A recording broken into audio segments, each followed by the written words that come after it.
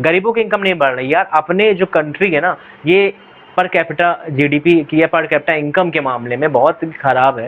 लोगों की जेब में कितना पैसा जा रहा है, ठीक है, पर कैपिटा इनकम क्या है, और उस मामले में हम बहुत पीछे। ठीक, एक एक जो नॉर्मल बंदा, अब ये एक रिसर्च ही बताती है कि आप इस इंडिया में क्या है कि जो 25,000 रुपए कमाने वाले क्लास इतना कम है कि ये आप समझो कि यदि आप 25,000 रुपए कमाते हो तो आप इंडिया के टॉप 10 में हो। ये कोई बात है? मतलब 25,000 मंथली कमा के आप टॉप 10% रिच लोगों में से हो। अब ये बताओ, मैं 25,000 महीना कमा के कौन रिच हो जाता है? हेलो दोस्तों, आज एक ऐसी वीडियो पर रिएक्शन देने वाला हूं कि आपको देख के मजा आ जाएगा। एक्चुअली मैंने थोड़ी सी देखी और मुझे बहुत अच्छा लगा, तो मैंने कहा कि देखते हैं।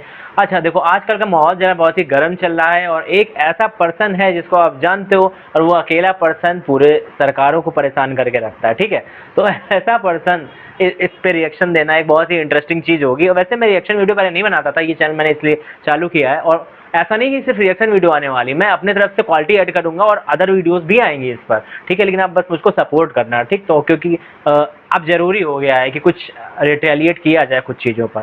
तो एक इंटरेस्टिंग वीडियो, चलो इसको देखते हैं चल के। ठीक है, टाइम ना वेस्ट करते हुए। अरे हम तो फकीर आदमी हैं, झोला लेके चल पड़ेंगे जी। लेकिन पूरी दुनिया में आपने ऐसा कोई फकीर देखा है जो 1,40,000 का चश्मा लगाता हो, खुद घूमते हैं 12 करोड़ की मर्सिडीज में, मतलब भिक्षा मांगकर यहाँ पर फॉरेन टूर भी कर लिए और डिजिटल कैमरा भी खरीद लिया डिजिटल कैमरा के रिलीज होने से पहले। और नरेंद्र मोदी अपने आप को गरीब ही नहीं, बहुत गरीब परिवार का बताते हैं। मित्रों, मैं बचपन में रेल के डिब्बे में चाय बेचता था। वाह, क्या फकीरी है। वो भगवान है हमारे, हम उनकी पूजा करते हैं। सच तो ये है दोस्तों कि ये लोग हमारे हिंदू धर्म को ही तोड़ने मरोड़ने लग गए अपने नफरतखोर एजेंडा को फैलाने के लिए। नमस्कार दोस्तों, जर्नलिस्ट अनिल यादव एक बीजेपी वर्कर मंगल वाजपेयी से बात कर रहे थे कानपुर में। मंगल एक लोडर का काम करते हैं, यानी गाड़ियों में सामान चढ़ाने का काम करते हैं। क्या नाम बताएं? योगी साहब, मेरा मंगल वाजपेयी मंगल वाजपेयी है, यहाँ लोडर का काम करवाते हैं। साथ ही साथ ये बीजेपी एमएलए महेश त्रिवेदी के लिए वॉलंटियर भी करते हैं। ये उम्मीद जता रहे थे कि बीजेपी इस बार 400 पार करेगी। चुनाव में किसका माहौल है? बीजेपी जीतेंगी, जीतेगी 400 के ऊपर। लेकिन जैसे जैसे बात आगे बढ़ती है, मंगल अपनी परेशानियों के बारे में बताते हैं। वो बताते हैं कि उनके पास बिजली नहीं, सीवर की व्यवस्था नहीं, हमारे पास बिजली नहीं है घर में, हमारे पास लैट्रिन घर में नहीं है, हमारे पास सीवर व्यवस्था नहीं है। उन्होंने बीजेपी एमएलए महेश त्रिवेदी को कई बार कहा, हमने महेश त्रिवेदी से भी कई बार कहा कि 20 फुट पाइप पड़ना है, तो अगर पड़ जाए तो हमारे घर की सीवर व्यवस्था बन जाए। नहीं बन पाई। उन्हें कुछ भी नहीं मिला और ना ही उन्हें कुछ मिलने की उम्मीद है। त्याग तपस्या की मूर्ति है कि कुछ नहीं मिला, लेकिन उसके बावजूद कोई शिकायत नहीं कोई है शिकायत नहीं और ना कोई उम्मीद है मिलने की। और ना उम्मीद है मिलने की। लेकिन फिर भी वो खुद को भाजपा का भक्त कहते हैं। लेकिन ये तो कहा जाता है ना कि भूखे पेट ना होए भजन गोपाला। इस पर मंगल वाजपेयी जवाब देते हैं कि ऐसा कुछ नहीं है। आदमी बालू खाकर भी पेट भर सकता है, यानी कि मिट्टी खाकर भी पेट भर सकता है। सब हो जाता है अगर संत चाह लेगा। हाँ। अगर संत चाह लेगा तो सब हो जाता है। बालू खा के पेट भर लेता है। इन्हें कोई शिकायत नहीं है। प्रधानमंत्री मोदी को ये परमात्मा मानते हैं, उनकी पूजा करते हैं। ऐसा कैसे हो सकता है कि एक पॉलिटिशियन को लेकर लोग इतने अंधे हो गए हैं? और ये इकलौते नहीं है, मैंने पिछले वीडियो में आपको उसके कई और उदाहरण दिए थे। बीजेपी के टिकट पर तो कुत्ता भी खड़ा हो जाए हम जिता देंगे। ये सच है, अगर कुत्ता भी आएगा उसको भी जिताएंगे। ये तो फिर अंधविश्वास नहीं, भक्त हैं, अंधविश्वास नहीं है, हम भक्त हैं। नहीं, महंगाई मेरे हिसाब से कोई ज्यादा नहीं हुई। अब मैं 10 साल से बनियान नहीं पहन रही, देखो आप। वो भगवान है हमारे, हम उनकी पूजा करते हैं। ऐसा हुआ है इमोशनल मैनिपुलेशन और ब्रेन वॉशिंग की वजह से। एक बड़े स्केल पर देश में लोगों का ब्रेन वॉश किया गया है, और जो माफिया यहाँ पर ब्रेन वॉश कर रहा है लोगों का, वो अब यहाँ पर मैं पहले बात कर लूँ ब्रेन वॉशिंग की। देखो, ये जो बात है ना, एक नगर विधानसभा क्षेत्र में जानता हूँ, यहाँ पर यहीं पर मैं रहता हूँ, यहीं से मैं बिलोंग करता हूँ एक्चुअली में। तो ये बात जो पर्सन कह रहा है काफ़ी हद तक सही कह रहा है ये बात। और ये यार मतलब एक बात बताऊँ, भक्त जो लोग कहते हैं ना कि मैं भक्त हूँ, देखो ये तुम भगवान के भक्त हो तो ये समझ में आ सकता है, ठीक है, कोई भगवान का भक्त है, कोई खुदा का भक्त है, किसी का। लेकिन इंसान की भक्ति करना, जब तुम इंसान की भक्ति करने लग जाओ, नेताओं की भक्ति करने लगो, उससे बुरा कुछ नहीं हो सकता। ठीक, आपने नेता बनाया है, वो आपके लिए वहां पहुंचा है, वो आपका रिप्रेजेंटेटिव है, वो रिप्रेजेंट करता है जनता को। ठीक है, यदि वो आपको रिप्रेजेंट नहीं कर रहा है, आपकी चीजें फुलफिल नहीं हो रही, तो आप फिर वो सपोर्ट क्यों करोगे? ठीक, देखो समझो बात, दिमाग थोड़ा खोल के रहो, ऐसे ऐसे दुनिया नहीं चल सकती है। ठीक है, चलो आप देखते हैं कि ध्रुव राठी क्या बता रहे हैं ब्रेन वॉशिंग के बारे में। कर रहा है लोगों का। वो 4 डिपार्टमेंट्स पर काम करता है। पहला डिपार्टमेंट लोगों में गर्व और अहंकार भरता है कि आप महान हो क्योंकि आप हिंदू धर्म में पैदा हुए। दूसरा डिपार्टमेंट आपको एहसास दिलाता है विक्टिमाइजेशन का, कि सदियों से, 1000 सालों से आपके पूर्वज विक्टिम बनकर रहे थे। तीसरा डिपार्टमेंट आपके अंदर डर भरता है कि आपको खतरा है उन लोगों से। और चौथा डिपार्टमेंट यहाँ नरेंद्र मोदी को मसीहा बनाता है कि सिर्फ नरेंद्र मोदी ही आपको बचा सकते हैं। पहले 3 डिपार्टमेंट्स की मैं 3 अलग अलग वीडियोस में ऑलरेडी बात कर चुका हूं। अब वक्त है इस चौथे डिपार्टमेंट को एक्सपोज करने का। नरेंद्र मोदी की कल्ट ऑफ पर्सनैलिटी, कैसे इनके इतने सारे फेलियर्स के बाद भी लोगों को इमोशनली मैनिपुलेट किया जाता है कि लोग इन्हें भगवान मान बैठे। आइए जानते हैं आज के इस वीडियो में। आप वीडियो स्टार्ट हो रही देखा जाए तो जून 2013 की बात है दोस्तों। राइटर नीलांजन मुखोपाध्याय ने एक किताब लिखी नरेंद्र मोदी के ऊपर। ये एक बायोग्राफी थी। इस किताब में लिखा गया कि कैसे नरेंद्र मोदी जब 6 साल के थे, वडनगर रेलवे स्टेशन पर गुजरात में वो चाय बेचा करते थे। ये चाय बेचने वाला किस्सा तभी से लेकर नरेंद्र मोदी की संघर्ष की कहानी का ये एक मेजर टॉकिंग पॉइंट रहा। 2015 में जब टाइम मैगजीन ने प्रधानमंत्री मोदी का इंटरव्यू लिया तो उन्होंने बताया कि कैसे वो एक बहुत गरीब परिवार से आते थे, कैसे बचपन में वो चाय बेचा करते थे रेलवे स्टेशन। इनकी एग्जैक्ट लाइनें सुनिए। मैं पॉवर्टी में पैदा हुआ हूँ, बचपन में मेरा पूरा बचपन पॉवर्टी में बीता है। मेरे लिए पॉवर्टी एक तरीके की पहली इंस्पिरेशन थी मेरी जिंदगी में। लेकिन कितनी सच्चाई है इन बातों में, बहुत से लोगों ने टाइम टू टाइम सवाल उठाए हैं। जैसे कि नरेंद्र मोदी के बचपन की ये फोटो देखिए। वे 1950 यानी 1950 में पैदा हुए थे। क्या उस समय किसी गरीब परिवार में पैदा हुए बच्चे के पास ऐसे कपड़े होंगे? जरा खुद ही सोचकर देखिए। सूट तक पहन रखे हैं इन्होंने अपनी बचपन की फोटोज में। मैं खुद 1994 में एक मिडिल क्लास फैमिली में पैदा हुआ हूं, लेकिन मेरी तो बचपन की ऐसी कोई फोटो नहीं मिलेगी आपको जिसमें मैंने कोई सूट पहन रखा हो। और नरेंद्र मोदी अपने आप को गरीब ही नहीं, बहुत गरीब परिवार का बताते हैं। इंडिया टुडे ने इनकी पुराने घर की एक फोटो पब्लिश करी थी, स्क्रीन पर देखिए। बहुत बड़ा घर नहीं है, लेकिन क्या आपको ये 1950s के किसी बहुत गरीब परिवार का घर दिखता है? परिवार में नरेंद्र मोदी के 5 भाई और 1 बहन है। 2 साल पहले नरेंद्र मोदी के छोटे भाई प्रहलाद मोदी ने कहा था कि उन 5 भाइयों में से जिसका नंबर लगता था वो मदद करने चले जाता था। उनके पिता ने पूरी जिंदगी चाय बेची, उन 5 भाइयों और 1 बहन को बड़ा किया। इसलिए नरेंद्र मोदी को चाय बेचने वाले का बेटा कहना चाहिए। ये पत्रकारों की गलती है। सब भाइयों ने चाय बेची है, मेरे पिता ने पूरी जिंदगी चाय बेची, पूरी जिंदगी। इसीलिए कहा जाए तो चाय बेचने वाले का बेटा कहना चाहिए, चाय बेचने वाला नहीं कहना चाहिए। ये पत्रकारों की गलती है।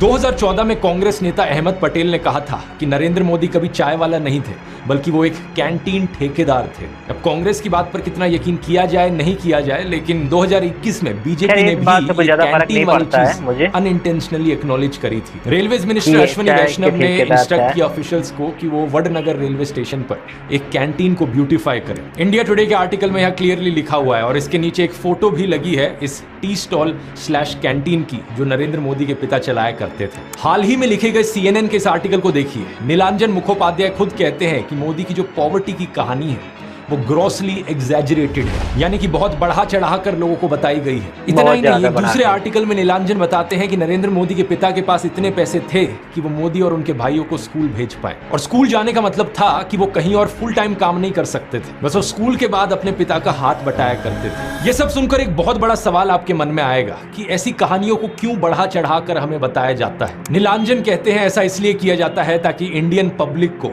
एक आइडिया बेचा जा सके। मित्रों, मैं बचपन में रेल के डिब्बे में चाय बेचता था और आज कोट वाली फोटो आपके सामने खड़ा हूं।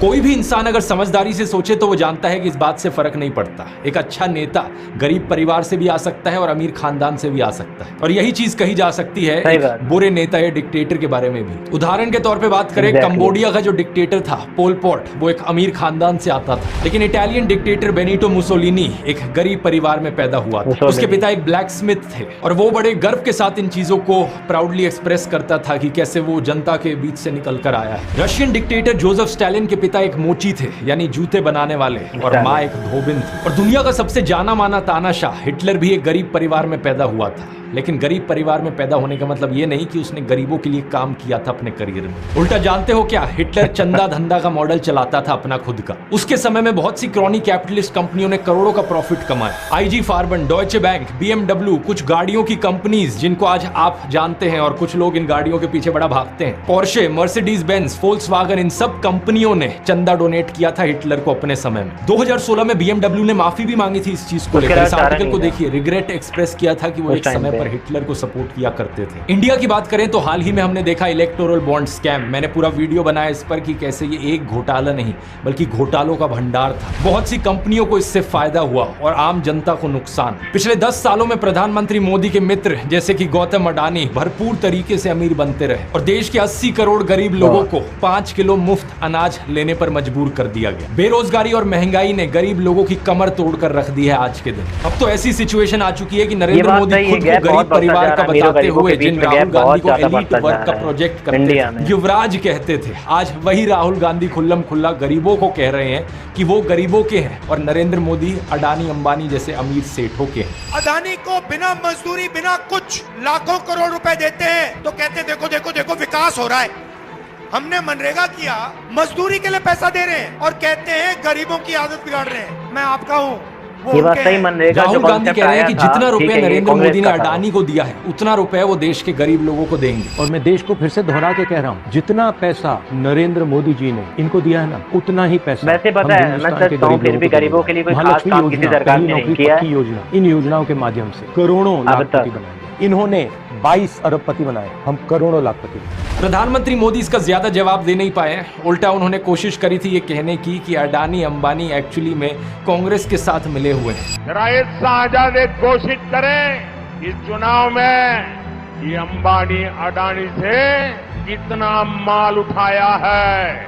मार्च में आई इस रिपोर्ट को देखिए। भारत में इनकम इनइक्वालिटी 100 साल में सबसे ज्यादा हो गई है। इतनी बुरी हालत अंग्रेजों के जमाने में भी नहीं होती थी। ऐसे में अगर राहुल गांधी ने संकल्प लिया कि अगले 5 सालों में वो सभी 22 करोड़ गरीब लोगों को गरीबी से निकाल देंगे तो इसमें क्या गलत किया। लेकिन पीएम मोदी इस बात पर भी तंज कसने लगे। उनके पास खुद कोई अपना विजन नहीं है। 80 करोड़ लोगों के हाथ में कटोरा पकड़ा दिया और अगले 5 सालों के लिए यही 5 किलो अनाज वाली स्कीम एक्सटेंड कर दी। ना रोजगार का कोई प्लान बताया है, ना महंगाई कंट्रोल कैसे होगी ये बताया, ना गरीबी कैसे हटेगी ये बताया। और जब राहुल गांधी ने सबके लिए रोजगार की बात करी तो प्रधानमंत्री मोदी उनका मजाक उड़ाने लग गए। कांग्रेस के शाहजादे ने अभी घोषणा की, आप भी सुनकर के हंसोगे। सुनाऊं? चोरों से हंसना पड़ेगा आपको। और आपको ये भी मालूम कि ये टेम्पो में पैसा देते हैं, क्या ये आपका पर्सनल एक्सपीरियंस है क्या? फरवरी 2020 में गुजरात में नमस्ते ट्रंप इवेंट हुआ था तो गरीबों को छुपाने के लिए एक 1600 फुट लंबी दीवार बनाई गई थी। जरा खुद सोचकर देखो, 1995 से लेकर 2020 25 साल से गुजरात में बीजेपी की सरकार थी, जिनमें से 3 बार तो खुद नरेंद्र मोदी ही चीफ मिनिस्टर थे। लेकिन इनसे गरीबी नहीं हटाई गई, उल्टा ये गरीबों को छुपाने लग गए। G20 समिट के समय दिल्ली में भी यही हुआ था। कुछ बस्तियों को हरे पर्दे के पीछे ढक दिया गया था, यानी कि इन गरीब लोगों की मूवमेंट को भी रिस्ट्रिक्ट कर दी। इसी के तहत ये पूरी दुकानें यहाँ से ढक दी गई हैं। जो थोड़ा झुग्गी टाइप घर थे उनको भी ढक दिया गया है यहाँ। तो मैं इसके आगे की वीडियो रिएक्शन नहीं देने वाला हूँ, इसलिए नहीं क्योंकि वीडियो अच्छी नहीं, वीडियो अच्छी है बट जो बात है वो मैं समझ गया कि वीडियो में क्या बात कही गई है। बाकी मैं थोड़ा डिलीवर करना चाहूँगा क्योंकि किसी भी वीडियो में रिएक्शन देना ही सिर्फ नहीं होता, रिएक्शन तभी है जब आप उसमें कुछ थोड़ा ऐड कर रहे हो अपनी तरफ। देखो मैं बात बताऊं, इंडिया में जितने ज़्यादा गरीब हैं यानी 80 करोड़ से ज़्यादा, अभी एक जज ने एक आई थी साफ सी बात कहा था इसने कि ये बताओ कि यदि तो एक तरफ आप ये कह रहे हो कि इंडिया तरक्की कर रहा है, एक तरफ इंडिया यदि तरक्की कर रहा है तो ये 80 करोड़ लोगों को ये अनाज क्यों देना पड़ रहा है हम लोगों को? मतलब किस तरीके से तरक्की कर रहा है? यदि तरक्की कर ही रहा है तो इतने गरीब क्यों है? गरीबों की संख्या कम होनी चाहिए ना। लेकिन एक तरफ तो आप बहुत सारे लोगों को दे रहे हो राशन कार्ड, पता नहीं कितने लोगों के पास जो राशन कार्ड हैं, बहुत ज़्यादा लोग राशन कार्ड पर निर्भर करते हैं। तो यदि इतने लोग निर्भर करते हैं तो तरक्की किसकी हो रही है? और आप कह रहे हो कि ठीक है ये इनकम बढ़ रही है, यदि इनकम नहीं बढ़ रही, गरीबों की इनकम नहीं बढ़ रही। यार अपने जो कंट्री है ना ये पर कैपिटा जीडीपी की या पर कैपिटा इनकम के मामले में बहुत खराब है। जो पर कैपिटा इनकम होती है, जो देश की जीडीपी, जो अभी जो जीडीपी दिखाते हैं नॉमिनल जीडीपी सबसे तेज हम लोग ग्रो कर रहे हैं, ये सब चीज़ें के चक्कर में मत पड़ा करो, ठीक है। ये सब चीज़ें कैसे कैलकुलेट होती है इसके बारे में बताऊंगा कि जीडीपी एक्चुअली में क्या होती है। बट अभी तुम ये समझो कि एक्चुअली में किसी देश को बड़े होने का पैमाना क्या होता है, उसका पैमाना होता है कि उसके लोगों की जेब में कितना पैसा जा रहा है, ठीक है। पर कैपिटा इनकम क्या है, और उस मामले में हम बहुत पीछे हैं, चाइना से ही पीछे हैं, ठीक। और ये तुम सोचो कि जिस कंट्री में इतने दिन से वॉर चल रहा है, रशिया में, उसकी भी पर कैपिटा इनकम बढ़ रही है, उस कंडीशन में भी बढ़ रही है, वो हमने आपको मैनेज कर पा रहे थे। अपनी पर कैपिटा इनकम जो है ना वो $2,500 सालाना भी नहीं है, मतलब बहुत ज़्यादा कम है, ठीक। एक जो नॉर्मल बंदा, अब ये एक रिसर्च ये बताती है कि आप इस इंडिया में क्या है कि जो 25,000 रुपये कमाने वाले क्लास इतना कम है कि ये आप समझो कि यदि आप 25,000 रुपये कमाते हो तो आप इंडिया के टॉप 10 में हो, टॉप 10% लोगों में हो। तो टॉप 10% लोग जो है वो 25,000 रुपये कमा रहे, ये कोई बात है?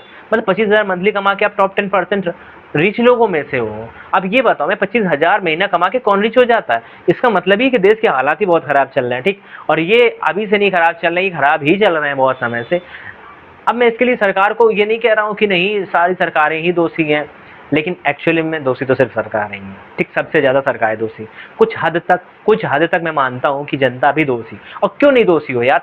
सरकार को बनाता कौन है? वो तो जनता ही बनाती ना। आप वोट देते हो तभी तो लोग बनते हैं। और आप वोट किस बात पे देते हो? आप वोट ही देते हो कास्ट देखकर, आप वोट देते हो धर्म देखकर। यदि इस तरीके से वोट देखोगे तो वो ऐसे ही बांटेंगे और बांटेंगे। देखो इंडिया में क्या है, इंडिया में जो इलेक्शन जीतने के लिए जो पॉलिसी चलती है वो यही पॉलिसी है कि यहाँ पर जो सबसे ज्यादा वोट पाता है वो जीतता है। और एक्चुअली में होता क्या है, यदि 100 में से सपोज करो कि 70% लोग वोट देते हैं, ठीक। 30% लोग वोट देते ही नहीं, 30% या 25% लोग वोट देने की जहमत ही नहीं उठाते। अब 70% लोगों ने वोट दिया, इसमें से यदि कोई 30-35% वोट पा जाता है तो वो जीत जाता है। एक्चुअली में 35% पाके लोग जीत जाते हैं और वो सरकार बना लेते हैं। इसका क्या मतलब है? 35% या 40% भी यदि आप पा गए तो 60% लोगों ने आपको रिजेक्ट किया है भाई साहब, या तो आपको नहीं चुना या तो आपको रिजेक्ट किया है, तब जाके तब भी आपने सरकार बना ली है। ये है सिस्टम, ठीक है। पहली बात, कई लोग वोट देने की जहमत नहीं उठाते, और जो वोट देते भी हैं वो वोट ऐसे मुद्दों पर देते हैं कि हमारी धर्म की बात हो, हमारी जात की बात हो तो हम वोट दें। ऐसे होगा तो ऐसे ही चलेगा सिस्टम। फिर आप चाइना को मत देखो कि हमारे साथ, हमारे बाद आज़ाद हुआ कंट्री कैसे इतना रिच हो गया, कैसे अमेरिका उससे डर रहा है, और कैसे हम लोग हैं जो पाकिस्तान से कम्पीट किए पड़े हैं। कभी बांग्लादेश आके आंख दिखा देता है, कभी नेपाल आके आंख दिखा देता है, कभी श्रीलंका, कभी कोई, पाकिस्तान तो चलो है ये दिखाता है। तो ये जो कंडीशन है ना, इसके लिए हमेशा देखो राजा वही वैसा ही मिलता है आदमी को जैसी जनता होती, जनता से ही निकल के राजा आता है। तो ये आप समझना चाहिए लोगों को कि वोट देते समय हमारे मुद्दे क्या होने चाहिए। ऐसे मुद्दों के ऊपर यदि कोई बात करे तो ही उसको वोट देना। यदि वोट ऐसे मुद्दों पर मांगने आए कि नहीं आप ये तुम्हारे धर्म के, तुम्हारी कास्ट के, कास्ट वाला उसी, अब मैं देखता हूँ उसी सीट पर, एक पर्टिकुलर सीट है उस पर लोग देखते हैं कि किस कास्ट के लोग ज्यादा हैं, उसी कास्ट के बंदे को सेलेक्ट करें। इस तरीके से देश नहीं चल सकता यार। यदि देश में आप ऐसा नहीं कर पा रहे हो ना कि सारे हिंदुओं के बीच में एक मुसलमान को खड़ा करो और मुसलमान हिंदुओं के लिए काम करे या हिंदू मुसलमानों के लिए काम करे, तो फिर नहीं हो पाएगा। आप ये देखते हो कि हमारे कास्ट का बंदा है कि नहीं, वो हमारे लिए काम करेगा, और यही देखते हुए आ रहे हैं आज तक इतने साल हो गए। और यदि ऐसा ही था तो आज तक काम किया क्यों नहीं गया?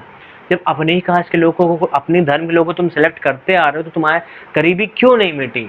क्यों चाइना जैसे हम लोग डेवलप नहीं कर पाए? इसका मतलब है ना कि यहाँ के नेता जानते हैं कि तुम्हें किस बात पे बांटना है। चाइना में ऐसा होता नहीं, वहाँ पे कास्ट के नाम पे बढ़ते नहीं, धर्म के नाम पे बढ़ते नहीं, ठीक है। हालांकि ये बात मानते हैं कि वहाँ पर उस तरीके से डेमोक्रेसी नहीं है। आप कहोगे कि डेमोक्रेसी तो है ही नहीं चाइना में, तो चाइना में क्या होगा? ठीक है, चाइना में डेमोक्रेसी नहीं है भैया, लेकिन अब बहुत से और देश हैं जहाँ पर डेमोक्रेसी है, बावजूद इसको तरक्की कर ले गए, ठीक है। और हम लोग नहीं कर पाए, उन्होंने हमसे बहुत बड़े बड़े वॉल झेले, इसके बावजूद वो तरक्की कर ले गए, ठीक। आज हम लोगों को ऐसी ऐसी कंट्री से चैलेंज फेस करना पड़ रहा है जिन कंट्रियों से हमने उनसे ही सोचा कि पहले हम लोग फेस करेंगे। भाई देखो वियतनाम क्या है? छोटा सा कंट्री है। इंडिया पे लोग आते नहीं फैक्ट्री लगाने, वियतनाम में जाना चाहते हैं, ठीक है। वियतनाम ने कितने युद्ध झेले हैं आप भी जानते हो, लेकिन पॉलिसी डिपेंड करती है यार सरकारों की, ठीक। तो होप कि आपको ये चीज़ अच्छी लगी होगी, कोई समझ में आओगे। ऐसे बहुत सारी नॉलेजेबल वीडियोस भी मैं लाऊंगा। आज के लिए इतना ही, मिलते हैं नेक्स्ट वीडियो में।